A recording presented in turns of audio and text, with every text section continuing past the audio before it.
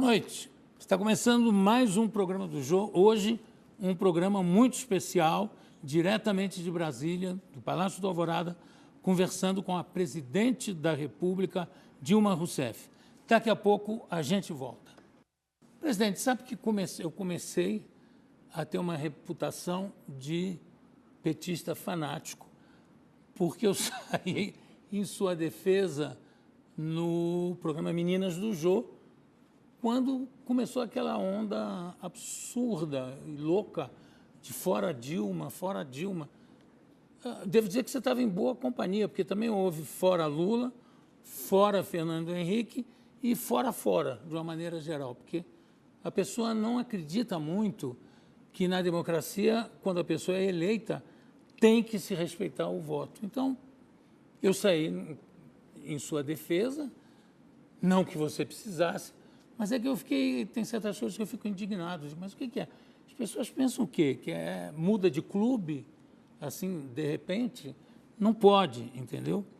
E aí, eu me lembro que a gente já conversou, já entrevistei você, quando você ainda era chefe da Casa Civil e foi acusada pelo Agripino Maia, muito inteligente, aliás, a acusação deles, a senhora mentiu sob tortura. E você disse, bom, sob tortura, você tem que mentir, senão você entrega todos os seus companheiros. Já que a gente abordou esse assunto, eu gostaria que você contasse para a gente a história Bom, você é uma leitora fanática de chegar a andar com mala cheia de livros e, de repente, na ânsia de ler, até bula de remédio não escapavam dos seus olhos. E como é que é a história da Bíblia quando você estava presa, encarcerada, e essa Bíblia tinha que passar para outros prisioneiros? Conta essa história para a gente. Jo, era uma história que é assim. Não tinha livros quando a gente estava em uma determinada etapa da prisão. Certo. Antes de você ir para os presídios, quando você estava em algumas instalações em que ali se interrogava e muitas vezes se torturava. Nesses locais não tinha livros. Então, quando você conseguia algum livro, e aí entra a bula de remédio também, era muito importante que você tivesse acesso a eles, porque era a única forma de você conseguir ler alguma coisa. E houve um padre que foi preso e ele deixou ali dentro, né? Ele deixou o quê? Ele deixou uma Bíblia ali numa das celas. Essa Bíblia, ela tinha de passar por um espaço muito pequeno, que eram umas janelinhas que tinham na porta, porque as portas não eram abertas. Aquelas janelinhas que a gente vê em filme, abre e fecha. Então tinha de caber naquela janelinha. Então só tinha um jeito de caber na janelinha, se a gente tirasse a capa da Bíblia. Então, tirou-se a capa da Bíblia, dobrava-se a Bíblia e passava pela janelinha. Mas você tinha prazo para ler. Você tinha prazo para ler porque outras pessoas queriam ler também.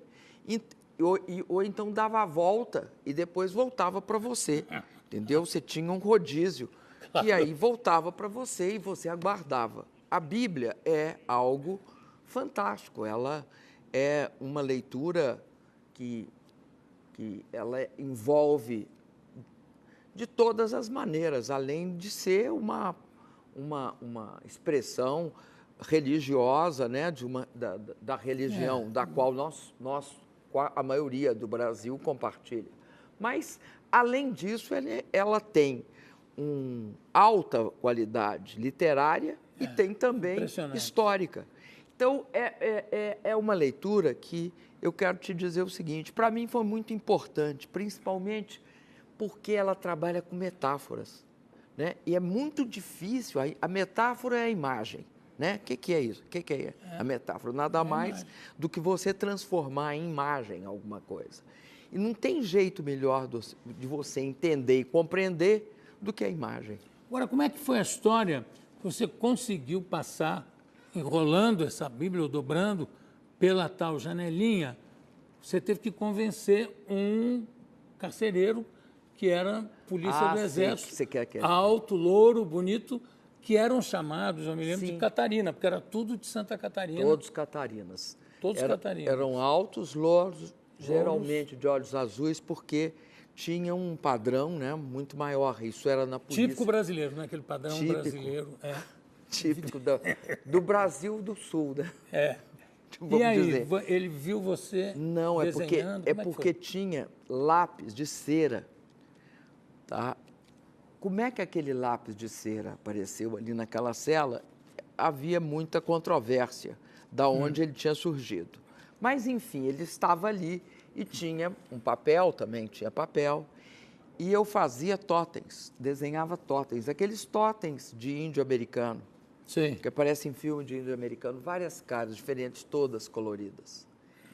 E esse guarda, que era um soldado da PE, da Polícia Que do eram os Exército, carcereiros eram da soldados. PE. E ele olhou da janelinha, ele viu o desenho e achou bonito. Ele era um rapaz novo, ele devia ter uns 18 anos, não tinha mais do que isso. Era um menino. E aí ele olhou para aquilo e uma hora eu perguntei para ele, você achou bonito? E ele disse que ele tinha uma noiva e que se eu desse o desenho para ele, ele ia ficar muito feliz, porque ele mandaria de presente para a noiva. E aí eu dei. E aí pedi para ele entregar a Bíblia para o próximo. E a partir daí ele entregava a Bíblia para o próximo, quando ele estava de serviço. Quer dizer, ele não era livreiro, era bibleiro. Ele era bibleiro. Ia fazendo esse rodízio. Presidente, como é que você enfrenta a acusação da oposição de não ter cumprido algumas das promessas de campanha? Ô Jô, como eu estou no quinto já, né? Já tenho o quinto completo, estou entrando no 6º mês de mandato.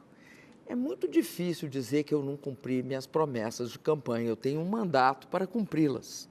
Quais são as minhas promessas de campanha? A minha promessa de campanha é fazer o Brasil crescer e continuar a política de distribuição de renda e investimento em infraestrutura.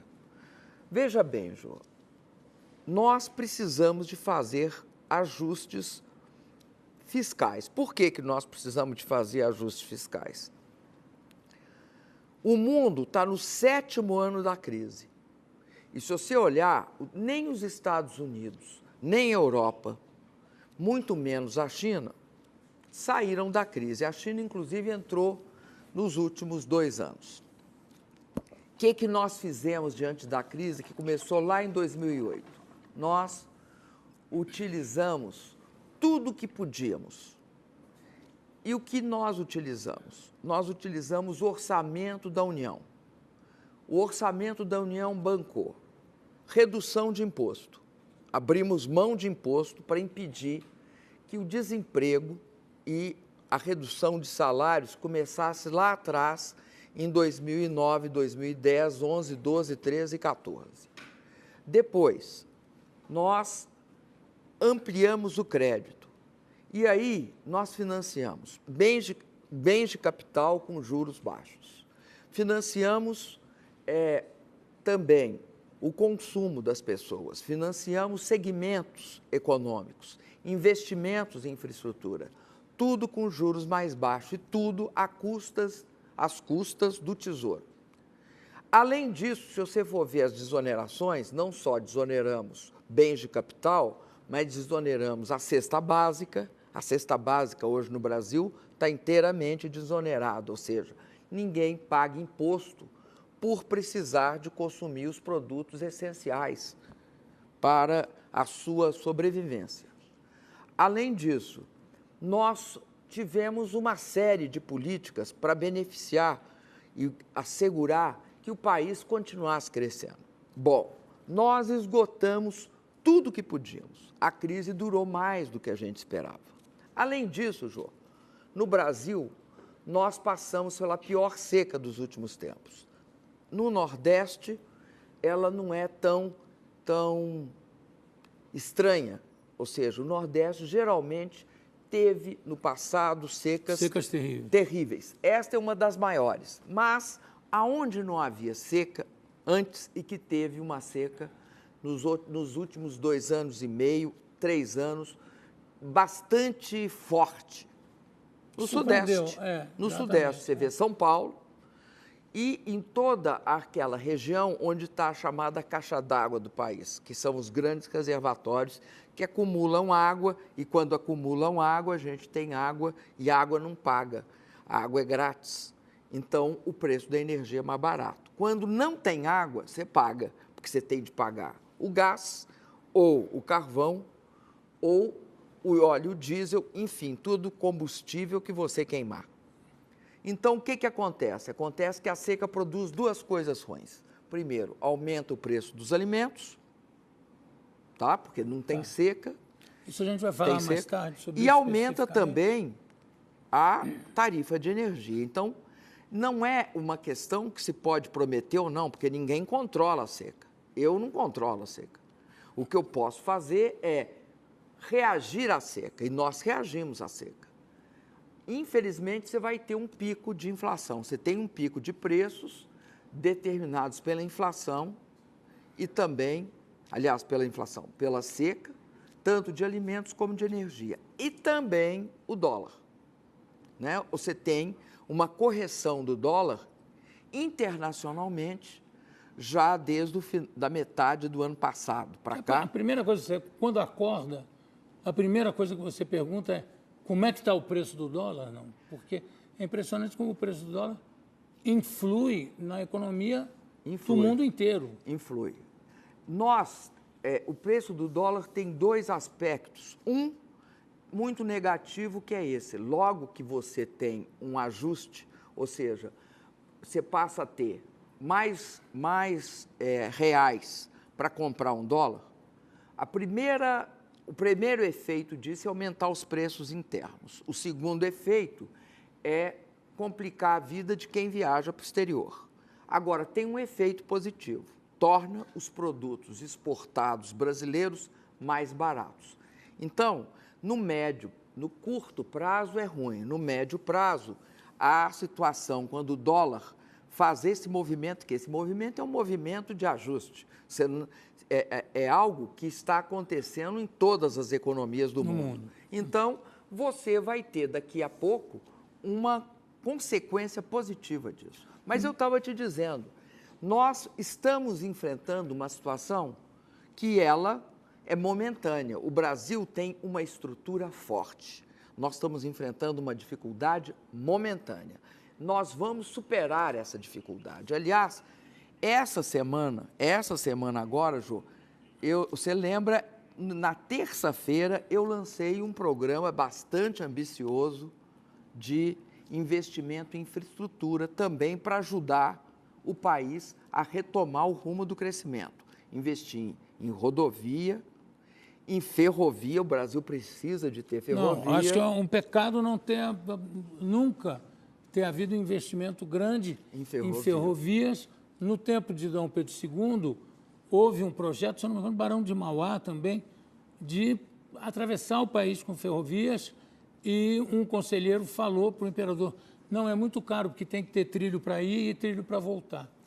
E aí não seguiu em frente o projeto. Agora, eu queria mudar um pouco de assunto para perguntar o seguinte, você sempre foi firme na defesa das liberdades democráticas.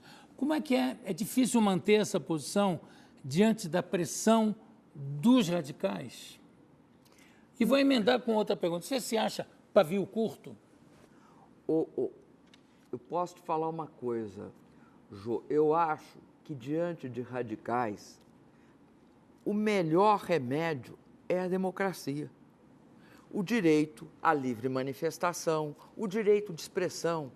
No Brasil, tem de ser normal se manifestar. Eu sou daquela geração, que é a sua, nós sabemos... Muito obrigado. Sei, mas somos. Estamos ali na beira da mesma geração, João. Nós temos em comum a hiperinflação, que é o que sempre assusta a gente. Nós sempre assustamos, mas também temos em comum ter vivido na ditadura, né, João? Nós sabemos o valor. O Brasil não pode achar estranho as manifestações. As manifestações têm de ser vistas como algo normal.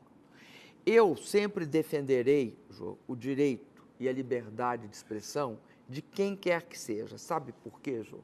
Porque eu estava dizendo, a nossa geração sabe o que é viver quando qualquer coisa vira crime.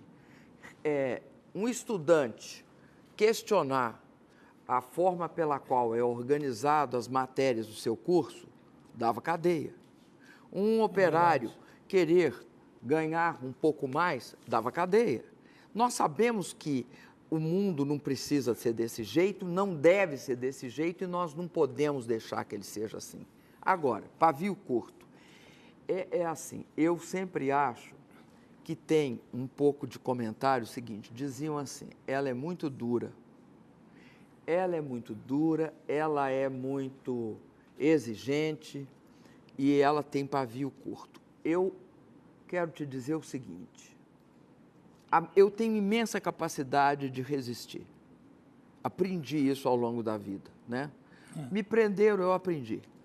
Me prenderam, me botaram na cadeia, eu aprendi a resistir. A ter aquela tranquilidade que a gente tem de ter para você aguentar, sabendo que uma hora passa.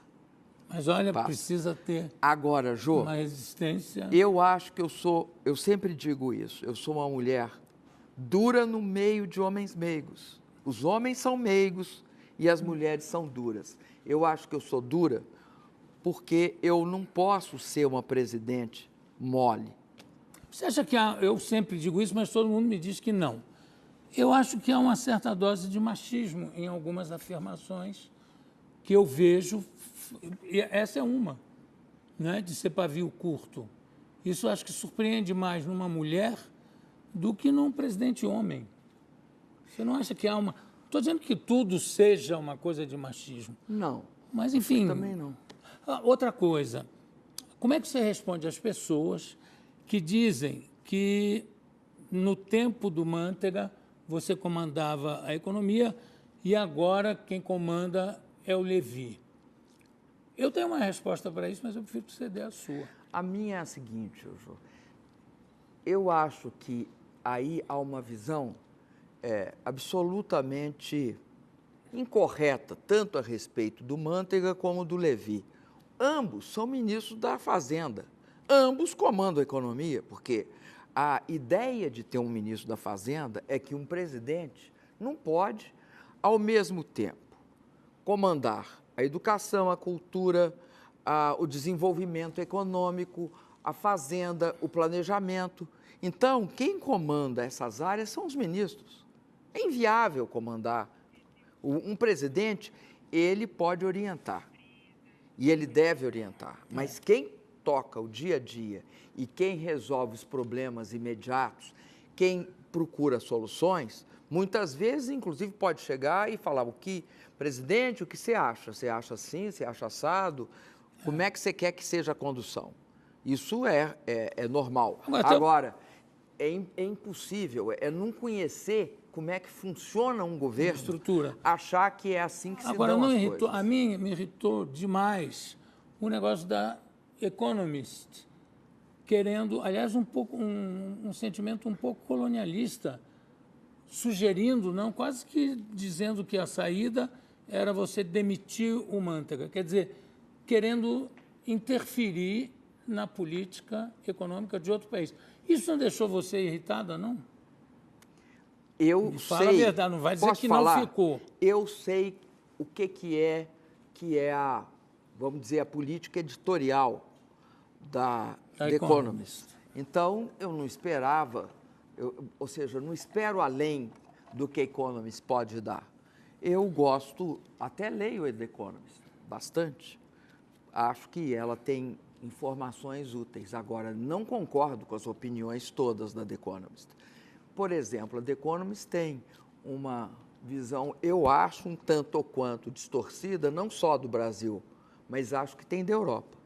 Agora, eu como artista, se sair uma crítica ruim a meu respeito, eu fico com a impressão que está no mundo inteiro, no viaduto do chá, todo mundo com aquilo na mão, dizendo, viu o que falaram? Olha o que falaram. Então, eu me pergunto, com tanta crítica que sai a seu respeito, você ainda lê jornal ou você diz, não aguento mais? Eu leio, eu acho que as críticas, presidente que não... Presidente tem de conviver com isso, João. É Não, todo claro. dia. Eu acho que tem hora, eles exageram um pouco, pegam pesado, entendeu? Mas eu acho que é da atividade função. pública. É da atividade pública. É fato que, para uma pessoa, porque a gente fala, muitas vezes a gente fala assim, quando eu era normal, o que é quando eu era normal? Quando eu andava na rua normalmente, quando eu entrava em algum lugar normalmente, né? Quando eu era normal, eu poderia ficar muito incomodada com uma crítica dessas. Mas, quando você é presidente, você distingue aquilo que é da função sua. Ou seja, eu tenho de aceitar que as pessoas não gostem do que eu faço. Eu tenho de Pessoa aceitar. física e pessoa jurídica, você separa. Eu não levo no pessoal. Agora, se você quer saber se eu fico triste, fico sim, algumas horas bastante triste. Eu também fico. Porque é aquele negócio, ninguém é de ferro. É verdade. Ninguém é de ferro, por mais que você aguente. Você perdeu o pai aos 14 anos. Foi. Lutou por seus ideais, foi torturada, presa, venceu um câncer. E olhando para o Eduardo Cunha e para o Renan Calheiros, a gente sabe que de cara feia você não tem medo. O que é que te amedronta? Olha, eu acho que o que mais amedronta um presidente é não estar à altura do seu povo. É isso que amedronta um presidente. Então, eu me esforço todo santo dia para estar à altura do que eu acho que tem de ser feito pelo país. Porque apesar de eu achar que nós fizemos muito ao longo desses anos, porque se você for ver, quando você olha o mundo, o Brasil é um país que reduziu de forma drástica a miséria, a pobreza. O Brasil deu um salto na infraestrutura em várias áreas. Ninguém pode dizer que os aeroportos do país hoje eram o que foram no passado. Não são mais. Ninguém pode dizer que as estradas não foram... Nós não investimos em estradas. Ninguém pode dizer que não houve um grande crescimento da renda e do emprego. Nós estamos passando dificuldades, mas as dificuldades não podem justificar que você olhe para trás e fale, nesses 13 anos, nesses 12 anos e pouco, não aconteceu nada. Pelo contrário, aconteceu sim. Tirar 36 milhões da pobreza e 50 milhões serem levados à classe média, mudou esse país. E por que mudou esse país? Todas as pessoas que melhoram de vida, elas não querem menos, João, elas querem mais. Quando você melhora de vida, você não quer voltar para trás, você quer ir para frente. Então, é justo que as pessoas hoje reivindiquem saúde, educação, tudo de qualidade. Saúde, então é isso que eu quero estar à altura. Saúde, por exemplo. Vamos abordar agora? Não, porque eu vou fazer um break. Você vai fazer um break. Antes, eu só quero te perguntar o seguinte. O articulador político do seu governo agora é o vice-presidente Michel Temer, que é também do PMDB. Ele foi escolhido pela habilidade política ou pela aparência? Porque ele está tão bonito. Dizem até que ele operou o cabelo e penteou o nariz. Não sei se é verdade. Ô, Jô, eu acho o Temer um grande parlamentar. O Temer foi um grande parlamentar com muita experiência. O Temer é uma pessoa extremamente hábil. Ele é um ótimo articulador político. Bom, vamos fazer uma paradinha, fazer um break, e aí a gente continua com o presidente da República, Dilma Rousseff. Ok? Tenho aqui ao meu lado a presidente da República, Dilma Rousseff. E com a subida da inflação e dos juros, tem muita gente que diz que não consegue mais pagar as prestações nem da casa própria, nem do crediário. Sem falar no que você mencionou agora, em cesta básica, etc., no preço dos alimentos, que me lembrou, eu assisti um comício do Jânio Quadros, que era um grande comunicador, que imitava uma dona de casa. Ele dizia assim, a dona de casa vai à feira e... Como está cara a batatinha? Como está cara a aboborinha? Essa subida dos alimentos não deixa você agoniada? A Dilma pessoa física. E a jurídica também. Eu fico bastante agoniada, viu, João? Eu acho que é das coisas que mais me preocupa. Por quê? Eu sei que é passageiro, mas eu sei também que mesmo sendo passageiro, como é que afeta a vida do dia a dia das pessoas. Fico preocupada porque eu acho que nós vamos ter de fazer um imenso esforço. E quero te dizer o seguinte, que nós iremos fazer o possível e o impossível para o Brasil voltar a ter uma inflação bem estável dentro da meta. Isso significa que esse processo que nós estamos vivendo, ele tem um tempo, ele não vai durar. Você tem ideia de um prazo? Nós assim, estamos ou é esperando que fazer? melhore, no final do ano. A gente não pode chegar aqui e jurar, olha, vai melhorar no final do ano. Depende de coisas que também nós não controlamos. Mas eu acredito nisso, eu acho que e mesmo todas as avaliações de mercado apontam por uma queda da inflação nos próximos meses. E eu sei também que no caso, por exemplo, da casa própria, né, eu acho que muita gente deve ter sofrido com essa consequência. Agora, é importante sinalizar que no Minha Casa Minha Vida, nenhuma das prestações da casa própria foi aumentada. Elas não variam de acordo com os juros, elas são fixas. Então, isso também é algo que a mim me consola um pouco. Por quê? Porque o Minha Casa Minha Vida, ele garante o acesso à casa própria a quem tem menos renda. Então, como é que uma pessoa que ganha até R$ 1.600 compra casa hoje? Compra casa por quê? Hoje o governo assegura, e isso não vai mudar, o governo assegura que a pessoa paga uma parte da prestação, a parte menor, né, do valor da casa, e nós pagamos a parte maior.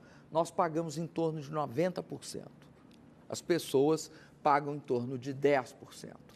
Quando a pessoa ganha de 1.600 a 3.220, você tem uma mudança, mas o governo continua pagando pelo menos uns 50% a 60% da casa própria.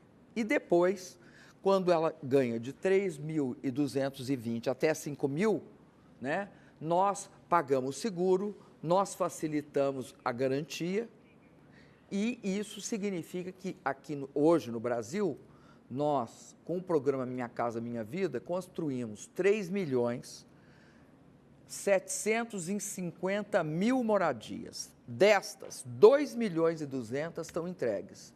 O restante será entregue até o início do ano que vem. E agora, em agosto, início de agosto, nós vamos lançar mais 3 milhões de moradias. Porque, mesmo fazendo o ajuste, como o Brasil não passa por uma situação que ele é estruturalmente doente, pelo contrário, ele está momentaneamente com problemas e dificuldades, por isso que é importante fazer logo o ajuste para a gente sair mais rápido possível da situação.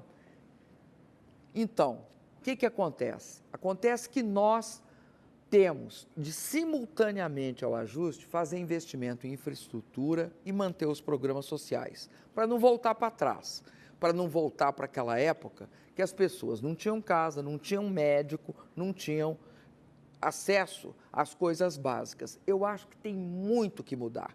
Eu não acho que está perfeito, acho que tem muito que mudar, muito que avançar e muito ainda que construir. Bom, vamos falar um pouquinho daquilo que a gente começou a falar sobre a saúde. Eu tenho a impressão que deve afligir demais a você, porque a gente vê todos os dias na televisão doentes sendo atendidos no chão dos hospitais públicos, fila para tudo. Sabe, uma vez eu estava fazendo um show ainda na família Trapo, na Bahia, e o Golias torceu o pé. Vamos no hospital. Chegou no hospital, era uma coisa... A gente foi embora, porque tinha gente baleada no chão, gente em cima de maca, que você via que precisava de uma cirurgia urgente. E isso tem anos, se eu estou falando, anos 60, 67. E, de repente, a gente vê os telejornais que continuam a mesma coisa, uma carência na área da saúde, que eu acho que quando você vê qualquer telejornal, é uma coisa que deve te indignar também. Eu acho que não é possível passar batido por uma situação tão calamitosa. Isso te dá vontade de pegar o telefone, ligar para o ministro da Saúde? Qual é a sua reação? O Jô, presidente não pode só indignar, não. Se indignar, não. O presidente tem de fazer, a gente tem de fazer. Então, diante da situação da saúde, porque saúde em todo lugar do mundo ela é cara, ou seja, é algo que necessita muito dinheiro para a gente tocar em frente. Bom, vamos lembrar que nós, em 2000, metade dos anos 2000, nós perdemos a CPMF, que era 40 bilhões. Se você somar, se você multiplicar esses 40 bilhões em todos esses anos, foi o que nós perdemos.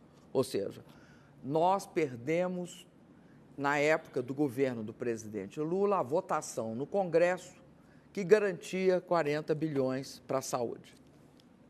Bom, diante disso, eu passei a buscar soluções. Eu acho que nós fizemos um programa que foi muito bom e que continua sendo bom. Como é que é a questão do tratamento de saúde? Começa com a atenção básica. As pessoas, quando têm atenção básica, elas resolvem 80% dos seus problemas nos postos de saúde. Ocorre que no Brasil tinha posto de saúde só em regiões mais ricas e no litoral.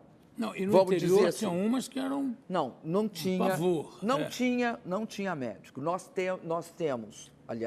tínhamos uma das piores relações entre pessoas e médicos atendendo. Então, nós fizemos o programa Mais Médico. Tivemos, assim, muita reação contrária.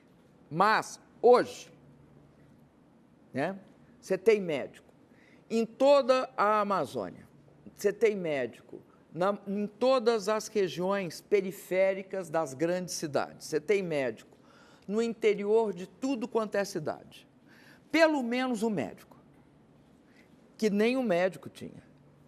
E como é que funciona? O governo paga essa remuneração, porque não é um salário, é uma remuneração, uma espécie de uma bolsa, para 18.500 médicos, né? E isso significa que hoje nós atendemos, além do que tinha em 2013, 63 milhões na atenção básica. O que a atenção básica resolve? Resolve 80% dos problemas. Os problemas crônicos, por exemplo, hipertensão, diabetes, asma, os problemas usuais. Porque os outros problemas têm de ser resolvidos ou nas UPAs, que são unidades de pronto atendimento para atender o pé, esse pé do Golias que quebrou. Hoje tem umas unidades que chamam unidades de pronto atendimento. Eu até falo com tranquilidade que o governo entra só com financiamento disso, paga isso, paga a construção e paga uma parte do custeio. Quem faz essas UPAs são os estados e os municípios. Lá nessas UPAs tem esse atendimento. Ainda não é um atendimento completo, como também o do atenção básica, essa dos postos de saúde com os médicos, inclusive cubanos também, mas brasileiros que agora voltaram, porque os brasileiros antes não iam para esses lugares mais remotos. A boa notícia é que nós, nessa última chamada, tivemos muitos médicos brasileiros que foram para esses lugares, aceitando ir e indo. Agora, eu quero te dizer que, além disso, falta no Brasil especialidades, porque hoje, uma pessoa que quebra a perna, ela precisa de ter um exame, ela precisa de ter um outro tratamento. Então, as especialidades são a grande coisa que nós queremos focar nesses próximos 4 anos. E 3 especialidades que nós vamos começar, porque você tem de começar. Uma é ortopedia, a outra é cardiologia e a outra é a oftalmologia. Eu esqueci de falar, né? Falei da traumatologia dos pés, né? Das quebraduras em geral. Sim. Então, são 3. E acredito também, Jô, que nós teremos de ter um grande esforço na gestão hospitalar, porque nós temos uma gestão ainda bastante frágil. É bem precária, né? Agora você precisa de dinheiro, viu? É verdade. Precisa. E por que Sem que dinheiro, não passa, ninguém por faz. exemplo, CPMF não passa e o imposto sobre grandes fortunas é só uma ideia que fica no ar? É uma ideia que deve ser avaliada, né, Jô? Como todas as boas ideias. Eu queria voltar aqui um pouco para falar você que é uma leitora voraz, a gente já conversou sobre isso, eu sei que é, a situação da educação. De repente, tem um corte de quase 20% no orçamento do Ministério da Educação. Será que o cobertor é muito curto, não dá? Se puxa para um lado, aí o outro lado descobre, se puxa para o outro lado, fica faltando aqui. Isso é uma coisa que também deve te afligir, uma pessoa que lia até bula de remédio e que sabe que, antes de qualquer coisa, não há progresso sem educação, cultura e tecnologia de ponta. Até que ponto isso deixa a presidente aflita em relação a ter que cortar uma parte do orçamento do Ministério da Educação? Bom, Jô, veja bem, nós cortamos tudo aquilo que nós achamos que não vai comprometer a nossa estratégia de pátria educadora, porque eu concordo com você. Para mim, a grande questão do Brasil é educação, mais educação, mais educação, por 2 motivos muito importantes. Se acabou de falar, o Brasil, para virar um país desenvolvido e para ser uma nação soberana, ele tem de investir ciência, tecnologia e inovação. E isso tem por base a educação. Mas tem outro motivo também. Nós começamos o programa dizendo, tiramos 50 milhões foram para a classe média, 36 milhões saíram da pobreza. Para isso ser sustentável e perene, duradouro e efetivo, e a gente não voltar atrás, estas pessoas precisam de receber educação de qualidade. Nós tivemos, ao longo dos 13 anos, que você nunca faz isso de um dia para o outro, nós estamos construindo isso ao longo de 13 anos. Nós tivemos um aumento muito grande, vou começar de cima. Nós tivemos um aumento muito grande no acesso à universidade. O acesso à universidade foi garantido através do Sistema Único, que é feito pelo Enem, que é o SISU. Nós nós aumentamos, duplicamos o número de estudantes que fazem hoje universidades públicas. Nós demos algo que não tinha no Brasil, bolsa em universidade privada, via imposto, tira o imposto e você paga a bolsa. O governo paga. Tira o imposto e, portanto, com esse dinheiro que não vão pagar imposto, paga-se a bolsa. Isso tudo aí, João, chama-se ProUni. Isso é o ProUni. E o terceiro é o FIES. O que é que o governo faz? O seu curso é de 4 anos, eu te financio para você pagar, você conclui o curso, se é de 4 anos o seu curso, você paga em 13 anos depois de iniciado. Você começa a pagar. Este ano, que você está falando aí que teve um corte, este ano, sabe quantos novos universitários o governo brasileiro, eu estou falando só do governo brasileiro, o governo federal, Sim. Nós vamos colocar no primeiro semestre 640 mil novos universitários. E somando com o segundo semestre, nós chegaremos a 1 milhão. 1 milhão. Antes, 1 milhão se fazia em 3 anos, 4 anos. né? Porque tinha só 3 milhões de pessoas fazendo escola. Nós hoje, este ano de 2015, teremos 1 milhão de estudantes, novos estudantes na rede universitária, tanto pública quanto privada.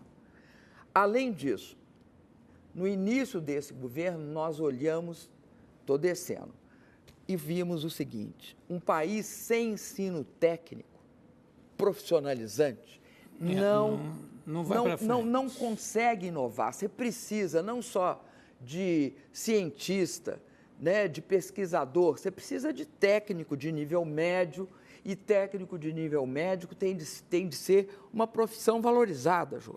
Então, o que nós fizemos? O Pronatec. O Pronatec é o Programa Nacional de Ensino Técnico. Com quem que nós fizemos o Pronatec? Nós fomos e procuramos parceiros. O Brasil tem uma estrutura de ensino técnico. O Senai, da Confederação Nacional da Indústria, né? Privado. O Senac, do Comércio, o Senat, do Transporte e o Senar, da Agricultura. Com esses 4, nós fizemos uma parceria e formamos 8 milhões de pessoas, homens e mulheres. É bom dizer que as mulheres foram 52% dos 8 milhões. O que são esses 8 milhões? Primeiro, são 2 partes diferentes. Uma é dar ao estudante do ensino médio uma formação técnica de qualidade. Por exemplo, ele vai ser um eletricista de primeiro time, ao mesmo tempo que faz seu ensino médio, final do seu ensino médio. A mesma coisa para o trabalhador, mas para o trabalhador, aí nós criamos cursos menores, ou seja, de menor prazo, mas que tem uma sequência. Então, ele começa, por exemplo, como instalador de eletricidade predial. Aí, depois, ele passa para um outro curso, né? Geralmente, os cursos duram 180 dias ou 3 meses a 180 dias. E aí, além disso, você tem o que eles chamam de formação continuada. Ele faz um primeiro, faz um segundo, se quiser, e faz um terceiro.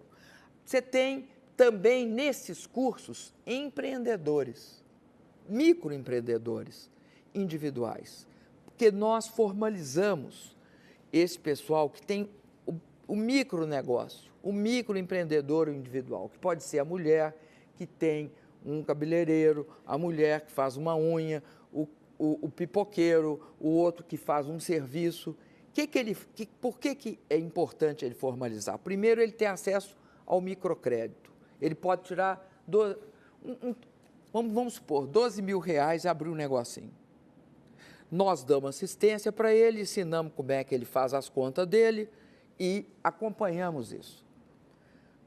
Ou ele pode também pagar unificado um percentual da sua atividade pequeno e ter direito à aposentadoria a partir do momento que ele cumprir os prazos. A gente então, já tem eu estou dizendo esses dois, eu falei desses dois, tanto da universidade como o Pronatec, porque isso é típico do governo federal. Mas eu quero te falar das creches, porque sem creche, porque o ensino, João, não pode falar assim, antes falavam assim, ou você faz um bom ensino fundamental ou você faz um ensino universitário. Não, o ensino tem de ser bom da creche ao pós-graduação. Um depende do outro. É tudo interligado. Então, por que eu preciso de creche? Antes se dizia, precisa de creche porque a mãe vai trabalhar. Eu acho que é bom para a mãe que trabalha ter creche, mas você precisa de creche, não é para ela não, é para a criança. A criança, a raiz da desigualdade está na capacidade que a criança vai ter de ser estimulada. Está no berço. Quanto mais estímulo a criança tiver, melhor é o desenvolvimento intelectual, afetivo, emocional, e melhor ela se dedica depois ao aprendizado. Então, ter creche no Brasil não é uma questão acessória, né? Não é um colorido. Ter creche do Brasil ataca a desigualdade na raiz e permite que você crie um futuro de crianças saudáveis. Por isso que nós temos o programa de 6 mil creches. Nós não fazemos diretamente as creches, a gente dá os recursos para os municípios fazerem. A mesma coisa acontece com os demais níveis até o ensino técnico. Você tem controle sobre tudo isso que você me fala e que às vezes não depende do governo federal? Tem controle sobre a realização? Posso te contar uma história engraçadíssima? Pode, claro. Nós montamos o controle. E você só pode montar o controle no Brasil se você digitalizar. Você né? Você coloca na internet, digitaliza, sabe onde é cada uma das escolas. Então, o prefeito recebe um SMS, prefeito, né? Você recebeu tanto, você tem de fazer, e ele tem de tirar o retrato, tirar uma foto daquela creche e tem de botar no... Não, ele bota no celular dele que vem para nós, que entra na internet, né? Bom, aí nós descobrimos que um prefeito que tinha 4 creches estava mostrando a mesma creche. Você adivinha como é que a gente descobriu? Como? O cachorro era o mesmo. O cachorro parado na frente da creche era o mesmo. Das 4 creches. Das 4 creches. O que causou uma grande dúvida em nós. Que história é essa desse cachorro aí? Eu te contei essa história justamente para mostrar o seguinte: você tem de acompanhar. No Brasil, claro, todo dinheiro tem de ser acompanhado. Se você não fizer isso, você entende?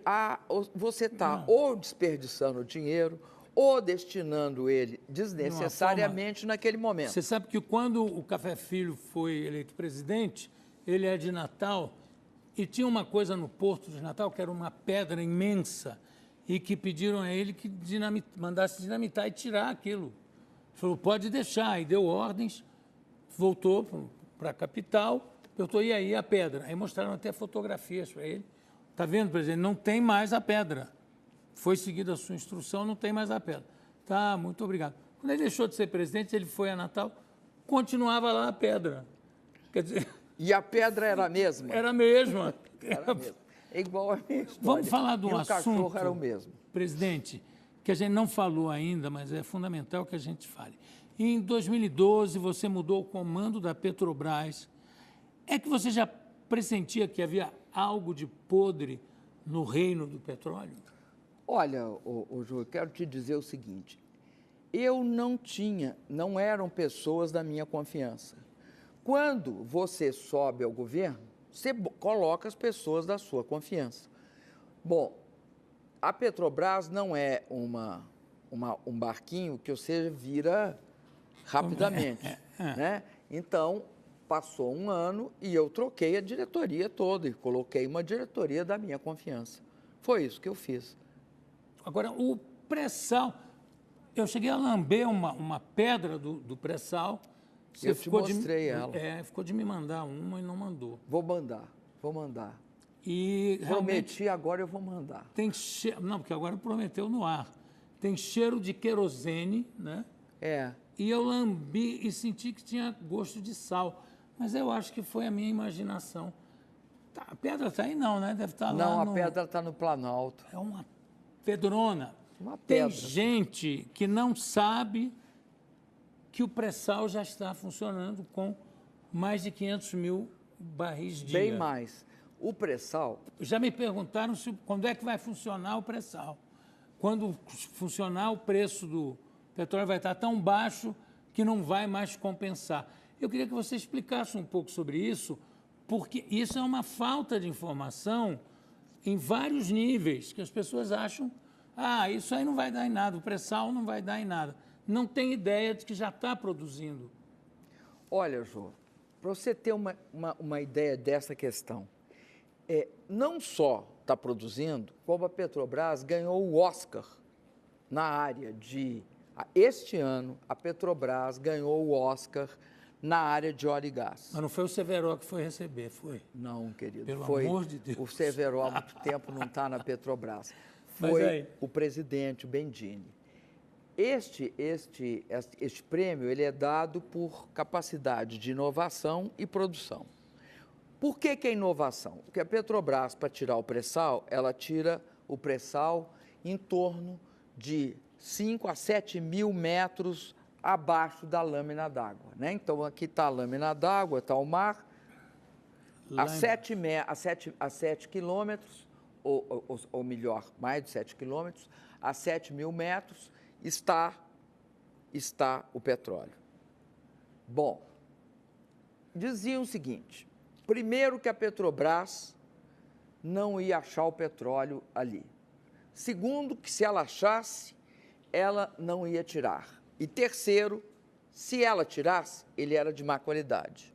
Tudo isso está errado. Não, e quarto, não ia compensar Por em causa função do preço. Primeiro, a Petrobras achou o pré-sal. De fato, é uma das maiores reservas comprovadas. Segundo, e portanto ela sabe onde está. Segundo, ela já está explorando o pré-sal há mais tempo. Nós chegamos só no pré-sal a 800 mil barris dia. A produção, já está em 800 mil barris dia. A produção de pré-sal, do pré-sal é extremamente complexa, mas a Petrobras conseguiu, e por isso ela foi premiada, ela consegue explorar petróleo lá embaixo, que são grandes profundidades, altas temperaturas e muita pressão. E isso é que ensejou ela levar o prêmio. Terceira coisa, que é uma boa notícia, o petróleo ele é de boa qualidade. Quarta questão, os custos que nós temos nessa extração são compensadores até para os níveis mais baixos que o petróleo atingiu nos últimos tempos. Agora, inclusive, ele deu uma aumentada, né? Eles são altamente compensadores. A Petrobras tem, de fato, tecnologia. Quando você tem tecnologia, você não só sabe que está ali, não só tira dali, mas você tira a custos compensadores. E é isso que é importante saber. Eu quero dizer o seguinte, a Petrobras não pode ser confundida com XYZ, em termos de números, de funcionários que cometeram irregularidades. A Petrobras tem mais de 80 mil funcionários. A Petrobras virou a página, ela registrou o balanço, ela teve as contas aprovadas na Comissão de Valores Imobiliários do Brasil e na equivalente a essa comissão nos Estados Unidos, que é a SEC. Então, João, a Petrobras virou a página. Ela pode ter certeza, será uma das empresas mais lucrativas do mundo nessa área. Tanto é assim que ela abriu para tomar emprestado dinheiro no exterior e o que veio, ela queria tomar 500 milhões de dólares e veio 12 bi. Mas ela não queria 12 bi, ela queria o tanto que ela queria, ela tomou, se eu não me engano, 2 bilhões e meio. A Petrobras, então, ela está no caminho certo, João. Agora, presidente, antes da gente terminar esse bloco, depois ainda temos um bloco para 2 perguntas e também para as suas despedidas. Primeiro o seguinte, como é que você faz para decorar o nome de todos os ministros? Você sabe de cor? Eu tenho uma sugestão que é botar um crachá grande no peito de cada um, aí não tem erro. Todos, sem exceção. Mas não é só os nomes, não. O que eu sei é o seguinte, eu sei quem é o ministro. Eu sei, assim, as qualidades dele, aquilo no qual ele se distingue dos demais, porque cada ministro, tá, ele tem um papel. Eu vou te dizer uma coisa. Criticam muito, porque nós temos muitos ministérios. 39. Eu acho que nós teremos de ter menos ministérios no futuro. Mas eu vou te dizer por que alguns ministérios foram essenciais. Vou te dar alguns exemplos. Ninguém vai querer acabar com o Ministério das Mulheres. Eu estou aqui imaginando que ninguém está propondo que a gente acabe com o Ministério das Mulheres, que é simbólico. Das mulheres, é simbólico no seguinte sentido: é importante a questão de gênero no Brasil, o combate à violência, e não acredito que alguém esteja propondo acabar com... Porque eu estou falando dos recentes criados. Não, mas ninguém com mulheres. Pode pensar em acabar. Nem com a desigualdade racial, também supõe. Com direitos humanos, também supõe. Então, eu vou olhar alguns outros. Caça e pesca. Pesca. Pesca. Nós temos um brutal, um imenso litoral. A pesca, em alguns países, é atividade que contribui com o PIB. Nós temos uma contribuição da pesca ridícula. Quando você faz esse tipo de ministério, o que você quer? Você quer uma pessoa só pensando nisso, só pensa naquilo, só quer saber daquilo. Se tiver a pesca misturado com a agricultura, eu acho até que no futuro você pode ter uma situação assim. Mas você tem toda uma gravitação em torno do agronegócio, ou da agricultura familiar, ou da pecuária. Agora, a pesca é um negócio à parte. Não só o nosso litoral, mas todas as nossas águas internas. Nós podemos criar peixes nos reservatórios, nas lagoas. Nós temos hoje a possibilidade de ter uma grande indústria pesqueira, tá? Todo mundo sabe que um dos grandes mercados consumidores de peixe é a Ásia. E a Ásia tem uma quantidade imensa de população. Então, o Brasil vai ter de se transformar, sim, num grande produtor, transformador, industrializador, exportador de peixe. Eu vou falar em aeroportos.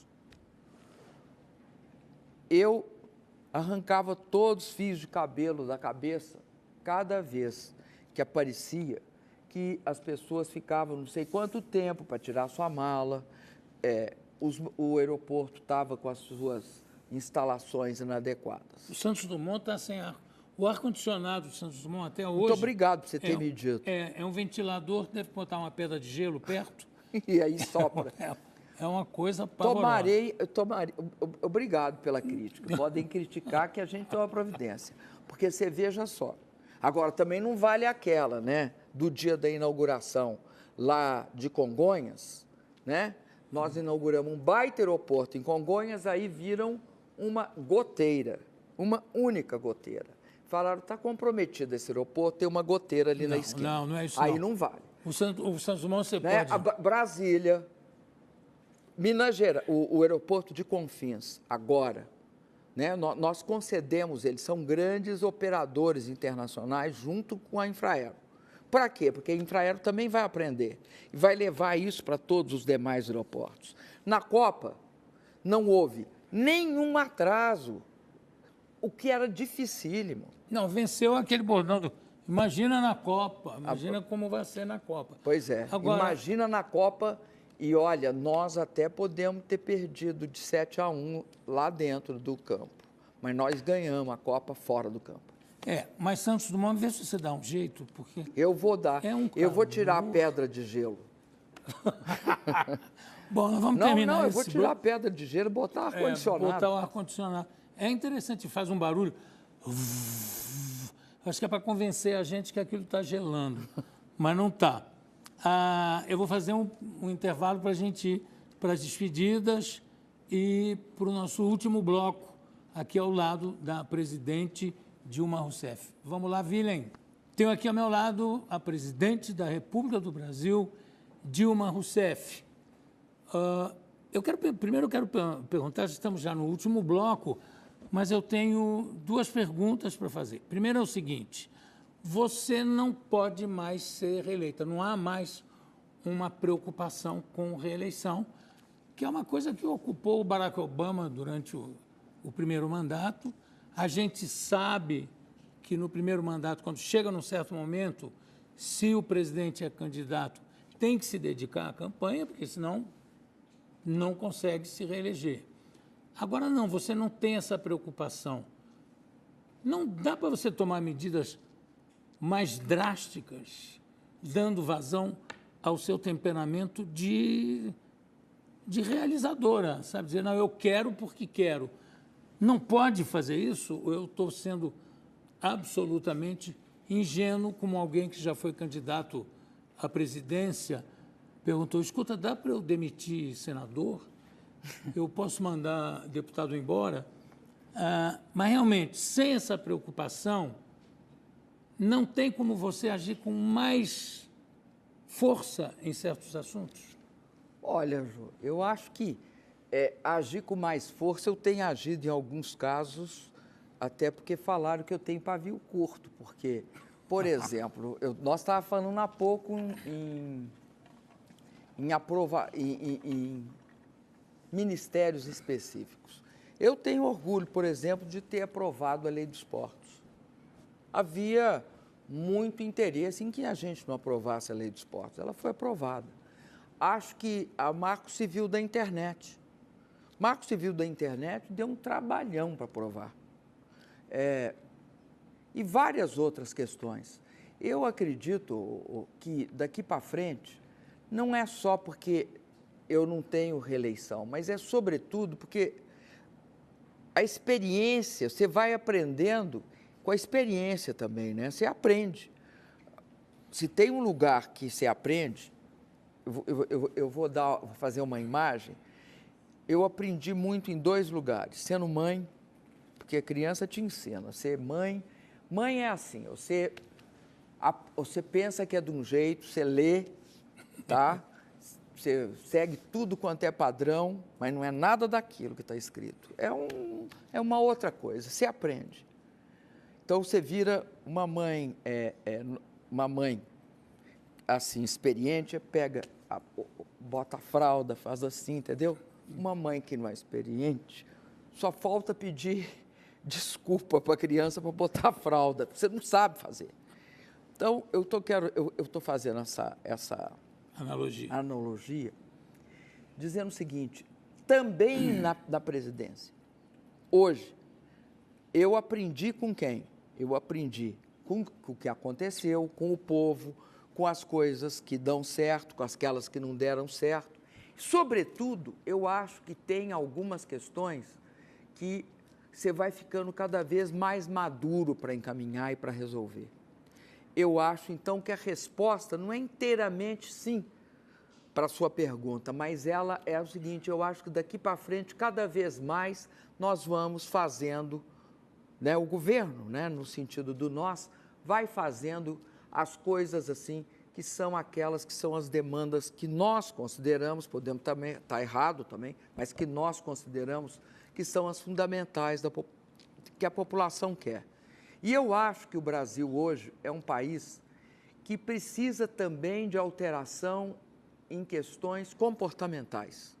Eu acho que talvez seja essa a grande contribuição que nós vamos dar a partir do momento em que a gente tiver as coisas andando no seu ritmo mais rápido que nós precisamos. Como opinião de leigo, quando eu vejo certas coisas nos jornais, me dá a impressão que você, com os aliados que tem, não precisa de oposição. Porque às vezes você tem que lutar, inclusive enfrentar algumas coisas que eu vejo como malcriação, não aceitar um convite para ir jantar, sabe? São pequenas coisas que, a mim, como cidadão, me irritam profundamente. Então, fique tranquila, porque você não precisa de oposição, realmente. Não há necessidade. E, finalmente, o seguinte, uma última pergunta. Você é a primeira mulher a ocupar esse cargo, o cargo mais importante, mais digno que existe na política, que é ser presidente da República. E presidente da República do Brasil, que é mais complicado, porque é um país imenso. Quando eu vejo a fila de questões que você tem que tratar, o nível, a quantidade de pessoas com quem você tem que falar, realmente é uma coisa admirável. E não é por dizer, e ela é mulher, não é isso. O que eu quero dizer é o seguinte, como é a primeira mulher a ser eleita para a presidência do Brasil, como é que você quer ser conhecida nos livros de história? Jô, a história, até eu falei isso outro dia, a história talvez seja o nosso juiz mais rígido. Eu quero ser conhecida pela história como uma pessoa que não abandonou duas coisas: o interesse do seu povo e a soberania do seu país. Sempre isso tem de estar na pauta, porque também, além da soberania do país, tem uma coisa que engloba as duas, que é a autoestima da população desse país. Nós somos a sétima economia do mundo. Nós não temos fragilidade. Esse país tem 370 bilhões de dólares de reserva.